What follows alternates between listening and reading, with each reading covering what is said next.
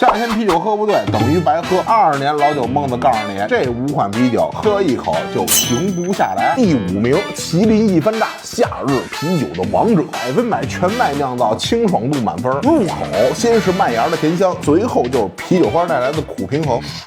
第4名，福佳白啤，配料里面加了橘皮、元髓、麦香、果香，它全都有，酸甜适中，男生女生都能喝。第3名，健力士黑啤，入口就是坚果、咖啡、巧克力的风味。口感丝滑，对比其他黑啤来说，那口味是稍微淡了点，在夏天喝刚刚好。第2名，博龙，10块以内的德啤，我跟你说，它是性价比之王，薄果的口粮酒，麦香十足，口感饱满的，配上小烧烤，我跟你说绝了。第1名，罗斯福10号，也是比利时修道院啤酒，一入口就是满满的黑巧克力和坚果的味道，很适合大老爷们来喝。酒量要好的呀，2瓶微醺；酒量要次的，我跟你说，1瓶就倒了。夏天到了，你们有什么推荐的啤酒吗？咱来评论区咱们一起聊一聊。